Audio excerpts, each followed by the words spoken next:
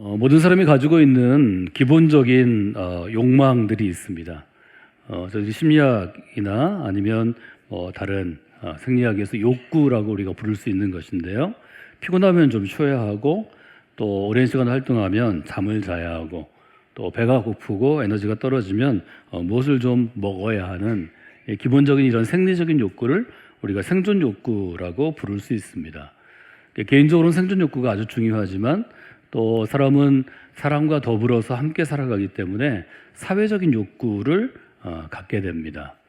주변의 사람들에게 인정받기를 원하고, 또 존중받기를 원하고, 또 예절 바르게 대해주기를 원하고, 사랑받기를 원하고, 또 서로 소통하는 가운데 본인이 살아있는 것을 굉장히 체험하게 되고, 또 살아있는 것에 대해서 여러 가지 의미를 부여하는 사회적인 욕구가 우리 안에 있습니다. 또 다른 욕구는 사람들이 점점 교육받을수록, 또 지성을 갖게 될수록 더 나은 삶을 향한 욕구가 있죠. 그래서 자기의 성장을 추구하는 성장 욕구나, 또 좀 더 좋은 삶을 해서 더 좋은 열매들을 맺기를 원하는 성취 욕구들이 우리 안에 있고, 또 개인적으로 보면 우리가 자아라고 불리우는 우리의 속사람이 어떤 무엇을 이루어가는 자아 실현 욕구가 우리 가운데 있는 것을 알게 됩니다.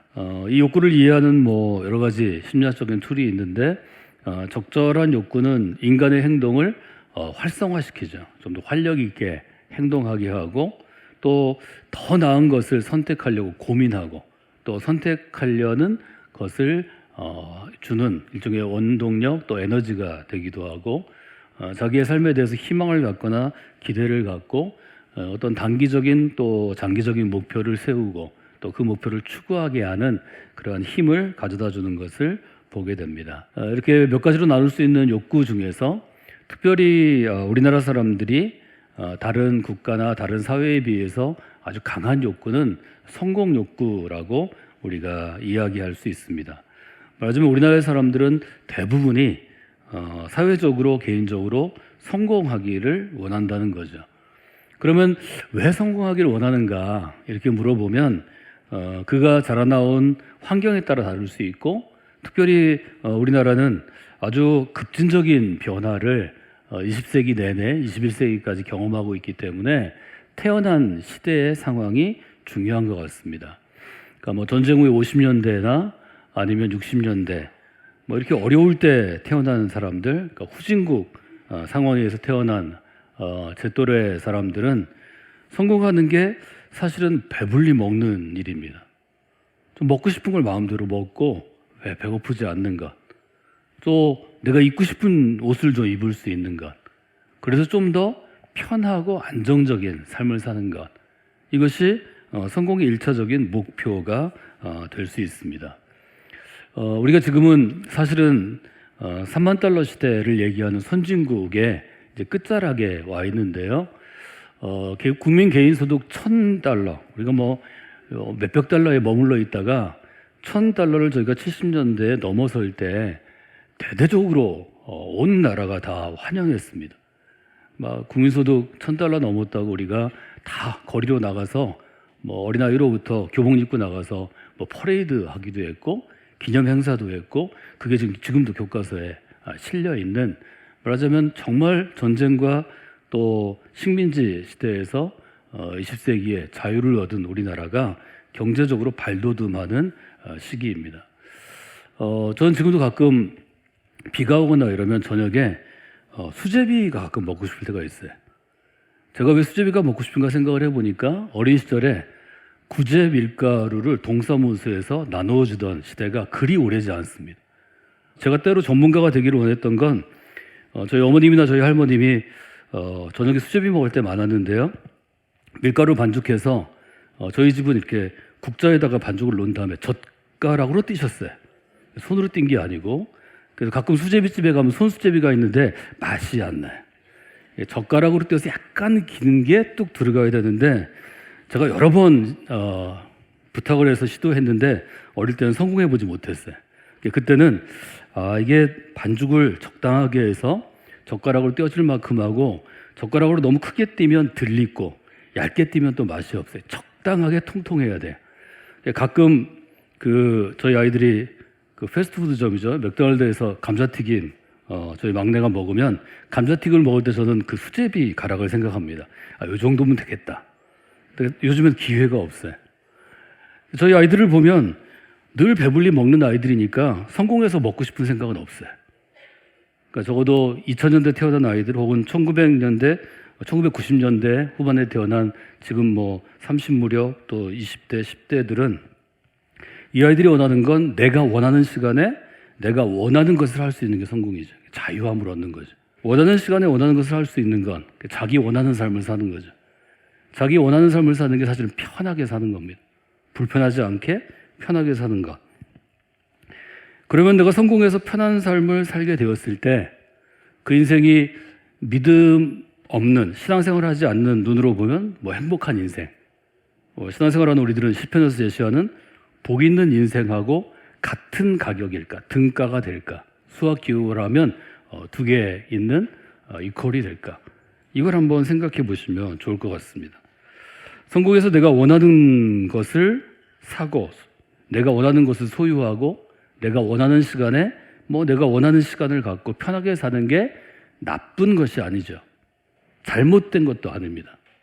그러나 좋은 것도 아니라고 볼 수 있습니다. 삶 전체를 볼 때 우리가 생각해야 될 건 우리는 그리스도인이니까 그리스도인에게 있어서 성공한 삶이란 어떤 것일까를 물어봐야 합니다. 예수님을 믿고 신앙생활을 잘하고 평생을 교회에서 지내고 그다음 편하게 살고 먹고 싶은 거 먹고 사고 싶은 거 사고 잘 먹고 잘 사는 인생이 과연 그리스도의 성공일까? 저는 이 질문을 여기 붙잡고 씨름하시면 좋겠어요. 성공해서 먹고 싶은 거 먹고 편하게 사는 게 나쁜 게 아니에요. 그러나 그리스도인으로서 성공한 삶을 추구하는 사람이 여전히 한국 사회가 원하는 대로 좋은 거 먹고 좋은 거 입고 좋은 차 타고 자기 사고 싶은 대로 살고 자유를 얻고 또 요즘에 다 여행 가기를 원하니까 원하는 곳에 원하는 때 여행 가고 이것을 성공이라고 생각한다면 저는 여러분의 인생이 실패한 그리스도인이 되기 쉽다고 말씀을 드리고 싶어요. 신앙생활을 안 해도 제 나이쯤 들어서 인생이 어느 정도 자기 분야에서 자리를 잡고 그 분야에서 큰 성공은 못 거둬도 이만하면 됐다고 만족하는 사람들도 자기의 직업이 편해지고 인생이 편해지고 생활이 편해지면 첫째로 마음의 병이 생깁니다. 두 번째로 정신의 병이 옵니다. 마음의 병과 정신의 병이 오면 육체의 병이 오고요. 복합적으로 신앙의 병이 들어옵니다. 이건 여러분들이 살아보시면 압니다. 조금 분주하게 살면 병들 새가 없어서 그냥 갑니다. 신앙생활을 바르게 해도 바르게 하기 때문에 균형을 잡으면서 갑니다. 성경을 깊이 읽기 시작하면 이 점을 찾아낼 수 있습니다. 성경을 일단 한국말 쓰인 문자 그대로 그냥 좀 긴 것도 그냥 있는 그대로 초등학생처럼 읽을 때는 보이지 않지만 문자가 의미하는 문자가 만들고자 하는 추상적인 생각이 또 성경이 갖고 있는 의미가 내 마음 안으로 들어오고 이해하기 시작하고 삶에 대한 이해가 깊어지면 이 점을 좀 여러분이 생각할 수 있을 것 같습니다. 예수님을 믿는 삶을 살아도 우리 삶에 편하지 않은 상황, 내가 신앙생활을 열심히 했는데 이게 좀 성숙해지고 익숙해지거나 아니면 성숙한 어떤 신앙의 단계에 이르지 못했다고 생각하는 이유가 사실은 여기에서 시작될 수 있습니다. 21세기를 저희가 기업의 시대라고 부릅니다. 실제로 지금 세계 여론을 선도하거나 앞으로 미래를 얘기하거나 하는 사람들은 전부 기업가 중에 새로 생긴 기업들 혹은 새로 생긴 상품이나 개념들, 지금 같으면 예를 들어서 엔비디아의 CEO가 제일 영향력이 있습니다. AI 시대를 열었거든요. 이 모든 사람들이 인용하고 생각하는 틀을 만든 사람이 20세기 중반부터 후반까지 활동했던 피터 드러커입니다. 피터 드러커는 뉴욕에 있으면서 원래는 유럽에서 태어났고요. 유럽에서 대학 교육을 받고 금융업에 종사하다가 1930년에 미국으로 이주해서 그는 대학의 자리를 잡습니다. 그때 만들어낸 학문이 경영학이고 기업 경영이 앞으로 인류의 미래를 결정할 것이라고 50년대부터 꾸준히 얘기했고요. 우리가 알고 있는 많은 현재 시대를 이끌어가는 키워드를 피터 드러커의 24권쯤 되는 책에서 대부분 얘기했습니다. 피터 드러커는 그 당시에 예를 들어서 미국을 대표하는 기업, 포드 자동차라든지 아니면 컴퓨터 시대를 했던 IBM이라든지 뭐 이런 기업의 부흥과 쇠락을 연구하면서 기업이 성공을 거둔 후에 평안하게 성공에 취해 있으면 곧바로 기업이 쇠퇴하는 것, 말하자면 망해가는 것을 발견하고 지적한 사람입니다. 뭐 여러분 잘 아는 회사로는 일부러 백색가전의 시대를 연 일본의 소니가 있고요. 휴대폰 하면 지금은 우리가 애플이나 삼성, 갤럭시를 생각하지만 사실 휴대폰의 혁신은 모토로라가 열었습니다. 모토로라 휴대폰이 전 세계에 엄청난 영향을 줬습니다. 컴퓨터의 얘기를 하면 지금은 애플이나 뭐 아니면 마이크로소프트나 아니면 지금 하는 뭐 엔비디아를 얘기할 수 있지만 IBM의 시대가 100년 넘게 지속됐습니다. 이 모든 기업들이 어려움을 겪거나 역사의 뒤편으로 밀려난 데는 그 원인이 성공에 있다고 보는 것입니다. 즉 실패하는 원인이 지금 혹은 이미 거둔 성공 안에 있다고 지적합니다. 피터 드러커의 이 이론을 본받아서 여러 소위 말해 전문가들이 이런 이야기를 만들어냈습니다. 성공 안에 실패 DNA가 있다는 것입니다. 이게 하나님이 저는 세상을 경영하시는 법칙이고 창조하신 원칙 같습니다. 좋은 것만 주시는 게 아니고 동전의 양면처럼 성공을 주실 때 성공 밑에 실패 인자 DNA를 같이 주신다는 거죠. 그래서 성공한 사람이 곧바로 그 성공 때문에 실패하는 그러한 일이 많고 기업도 똑같은 거죠. 그 점을 여러분들이 생각해 볼 수 있습니다. 이것은 하나님의 원칙입니다. 여러분 잘 아시는 잠언 16장에 보면 이런 말이 있죠.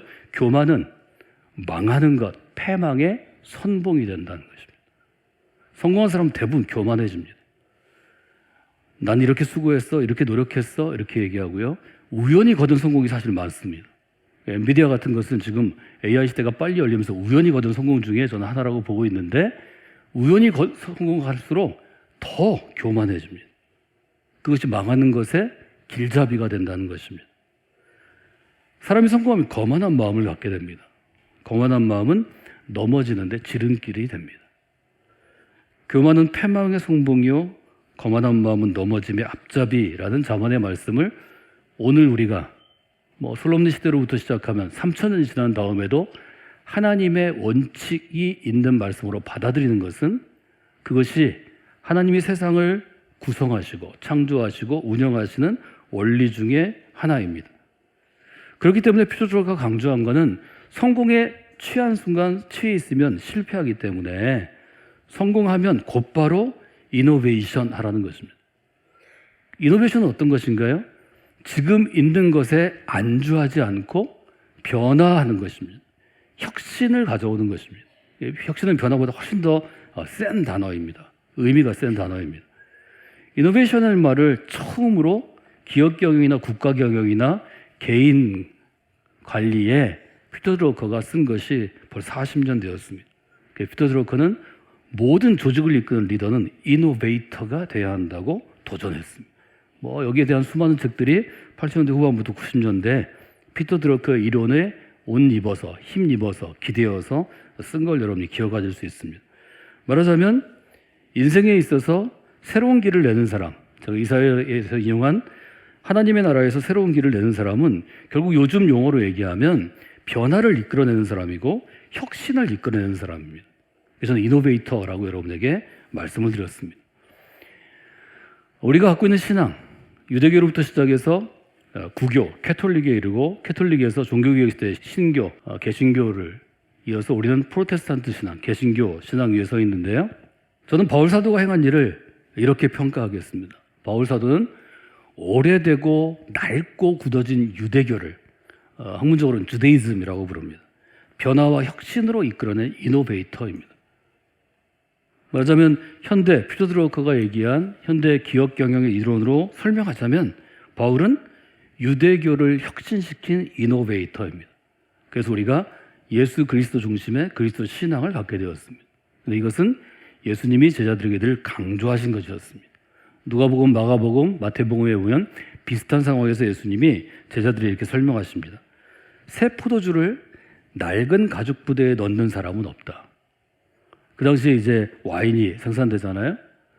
새 포도주를 잘 보관하려면 낡은 가죽 부대에 넣으면 터져버린다는 거죠. 새 포도주가 낡은 부대를 터뜨려 포도주도 쏟아지고 낡은 부대도 못 쓰게 되는 거다. 그럼 지혜로운 사람은 어떻게 될까요? 새 포도주는 새 부대에 넣어야 하는 것입니다.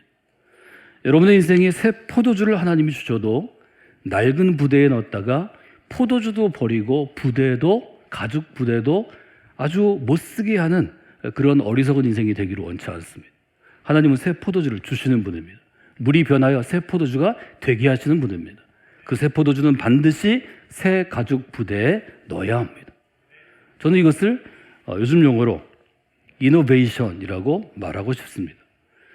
기업을 연구했던 피터 주워커가 한 이야기가 개인에게도 마찬가지입니다. 한 사람이 자기의 실력, 자기의 노력, 자기의 수고보다 크게 성공할 수 있습니다. 조금 성공하면 그냥 유지할 수 있지만 내 능력과 재능과 수고는 요만큼인데 크게 성공할 수 있습니다. 요즘 우리나라 사람들이 좋아하는 대박 나는 수가 있습니다. 물론 있죠. 그러나 여러분 그것을 부러워하실 필요가 없습니다. 그 순간 그는 실패의 인자가 그 안에 있고 그것이 작동해서 결국은 실패하기 때문입니다. 지혜로운 그리스도인이 경계해야 될 것은 이런 예외적인 성공입니다. 저는 그렇게 생각합니다. 하나님께서는 그리스도인들에게 예외적인 성공을 허락하지 아니하십니다. 특별한 경우가 물론 있긴 있지만 하나님은 열심히 땀 흘리고 노력해서 정상적으로 얻은 열매를 가지고 신앙생활을 잘하는 그리스도인을 귀하게 여기십니다. 여러분의 인생이, 여러분의 자녀의 인생이 정말 귀하게 쓰임 받으려면 바울이 초기 교회 공동체에서 지켰던 원칙, 누구든지 일하기 싫어하거든 먹지도 말게 하라. 정말 귀한 일입니다.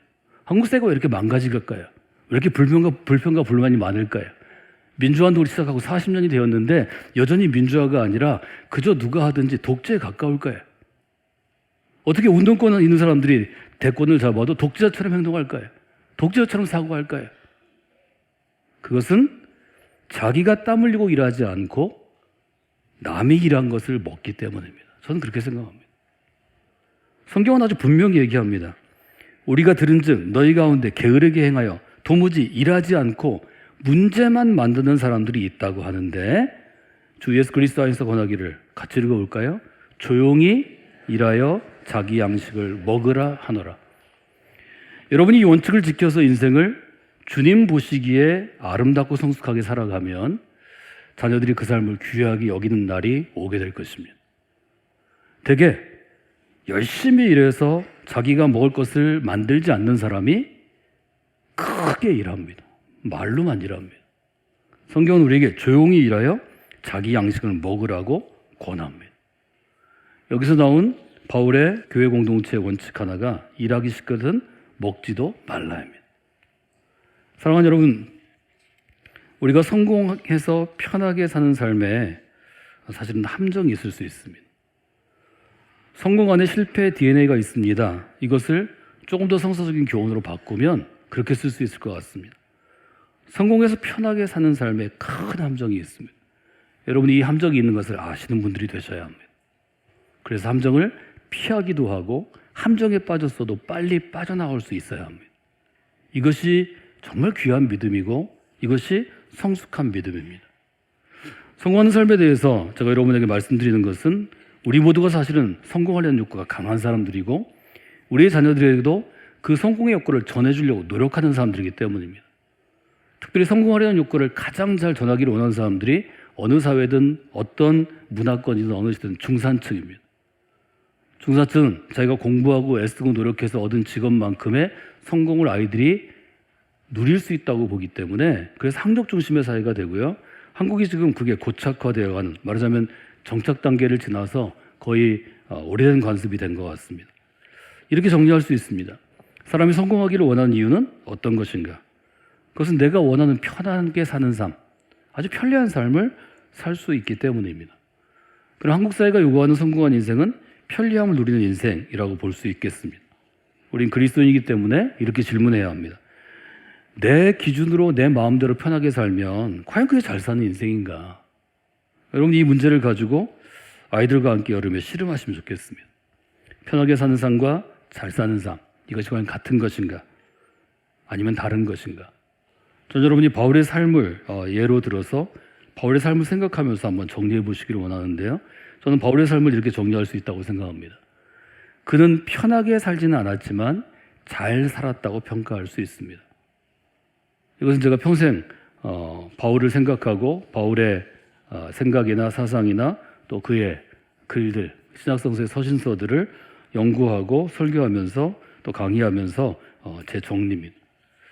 어쩌면 하나님께서는 편하게 사는, 그 시대의 기준으로 볼 때 편하게 사는 삶을 살지는 않았지만 그 시대의 사람들이 되었던, 그 다음 시대의 사람들이 되었던 믿음의 눈이 열리면 이 사람은 정말 믿음 안에서 그리스도 안에서 잘 산 사람이구나, 이렇게 인정받는 삶을 우리에게 요구하시는 것은 아닌가. 이것이 성경의 요구이고 예수 그리스도의 요구이고 교회 공동체의 요구는 아닌가. 그런 점을 여러분들이 좀 고민하는 여름이 되었으면 좋겠습니다. 바울은 이미 그 당시 기준으로, 그 당시는 로마 제국의 시대죠. 로마 제국의 기준으로 성공한 사람이었습니다. 그는 제국 어디에서나 우대받는 시민권자였습니다. 그는 체포나 재판을 로마 밖에서는 당하지 않습니다. 오직 로마의 법정에서만 그를 재판하고 판단할 수 있었습니다. 면책특권이죠. 그는 공부한 사람이었습니다. 그의 부모가 얼마나 성공 욕구가 강했든지 헬라 철학에 능통한 사람으로 키웠고, 그가 나이 들었을 때는 유대인이기 때문에 토라에 능통한 사람이 되기 위해서 가장 탁월한 랍비의 문화로 들여보냈습니다. 그는 헬라 철학과 토라, 주데이즘이라고 불리는 유대주의의, 유대교의 정통한 학자였습니다. 그의 집안은 부유했습니다. 부유했기 때문에 시민권도 획득할 수 있었고, 또 그 아이들을 잘 교육시킬 수도 있었고, 그의 활동을 후원할 수도 있었습니다. 말하자면 바울은 젊은 시절에 이미 유대교의 젊은 리더였고, 로마 시민권자였고, 헬라어나 헬라 문화, 또 히브리어나 히브리 문화나 아람어에 정통했기 때문에 평생을 편하게 먹고 살 수 있는 사람이었습니다. 근데 그런 그를 그리스도께서 부르셨습니다. 그리스도를 만난 다음에 바울은 이렇게 고백합니다. 무엇이든지 내게 유익하던 것을 그리스도를 위하여 다 해로운 것으로 저는 간주했습니다. 모든 것을 해로 여긴 것은 내 주 그리스도 예수를 아는 것이 제일 귀하기 때문입니다. 내가 그리스도를 위하여 모든 것을 잃어버리고 배설물로 여기게 되었습니다. 이것이 바울의 아주 살아있는 고백입니다. 바울 사도의 삶을 여러분들이 한번 생각해 보십시오. 로마 시민의 눈에는 그는 성공한 사람이 아니었습니다. 성공해서 편한 삶을 살지 못했습니다. 그런데 훗날 믿음의 눈이 열린 사람들, 여러분 같은 사람들, 또 우리와 같은 사람들은 믿음의 눈이 열리고 믿음이 성숙해지면 바울을 좀 따라서 살았으면 좋겠다, 바울을 본받아 살았으면 좋겠다 하는, 말하자면 따라가고자 하는 욕구를, 아주 거룩한 욕망을 우리 안에 불러일으키는 아주 도전적인 인생을 살았습니다. 사랑하는 여러분, 누군가 그리스도인으로 살았는데 그와는 일면식도 없는 사람들이 2000년대 시대를 뛰어넘어 지구의 절반을 뛰어넘어 지금 한국에서 바울처럼 살기를 원했다면 그의 삶은 잘 살았던 삶이 아닐까요? 하나님은 어떤 사람을 귀히 쓰실까요? 100년이 지나든 200년이 지나든 영어를 쓰든 스페인어를 쓰든 중국어를 쓰든 일본어를 쓰든 우리와 문화적으로 인종으로 아무런 공통점이 없어도 그리스도 안에서, 믿음 안에서 잘 사는 사람을 하나님은 귀히 쓰는 그릇으로 사용하시지 않을까요? 바울은 그 삶을 향하여 전심전력했다고 고백합니다. 영적인 아들 디모데나 그의 제자들에게도 전심전력하여 이 삶을 살아가라고 도전합니다. 바울의 삶은 제가 지금 표현한 가치로 보면 편한 삶이 아니었습니다. 그러나 바울의 삶은 불편한 삶이었습니다. 그럼에도 불구하고 이 바울의 삶이 로마 제국의 기준으로 성공한 삶이 아니고 편한 삶이 아니었지만 지금 우리에게 좀 본받고 싶고 따라갈 만한 삶으로 정말 예수님을 깊이 알고 잘 믿는 훈련된 사람들이 바울을 계속해서 따라가고자 한다면 너무 잘 산 삶이죠. 자신이 옳다고 생각하는 일, 십자가의 그리스도를 위하여 자기의 모든 것, 로마의 시민권도 랍비의 제자인 것도 정통 유대인이면서 열심히 섬기던 것도 그는 배설물로 여겼다는 것입니다. 그 일로 인해 그는 어렵게 살았고 맞기도 했고 감옥에도 갇히고 도망 다녔고 굶기도 많이 했지만 스스로의 삶을 기쁨이 충만한 삶이라고 고백합니다. 자족하는 삶이었다고 고백합니다. 이런 삶을 여러분들이 한번 생각해 보시면 좋을 것 같습니다. 하나님께서는 어떤 사람을 귀히 쓰는 그릇으로, 또 예수 그리스도께서는 어떤 인생을 귀히 쓰는 그릇으로 사용하실까요?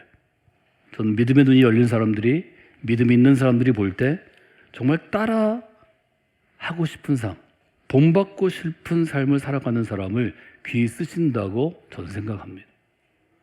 우리 교회 안에 지금 부모 세대, 장년 세대를 살아가는 여러분들이 그런 곳에 도전받고 그런 삶을 향해 나아가는 분들이 되시면 좋겠습니다.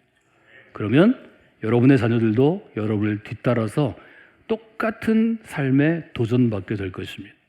신앙은 그렇게 전해지는 것입니다.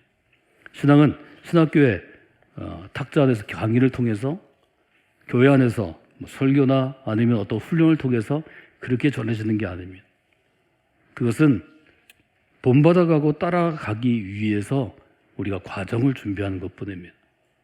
여러분의 삶이 주님 보시기에 잘 사는 삶이 돼서 여러 사람들이 시대를 초월해서, 여러분의 사회적인 관계를 초월해서 좀 본받고 싶은 사람으로, 따라가고 싶은 사람으로, 제가 서지필 선생님 말씀드렸고 유일한 선생님 말씀드렸지만 그런 삶으로 귀 쓰는 그릇이 되시기를 주님의 이름으로 부탁을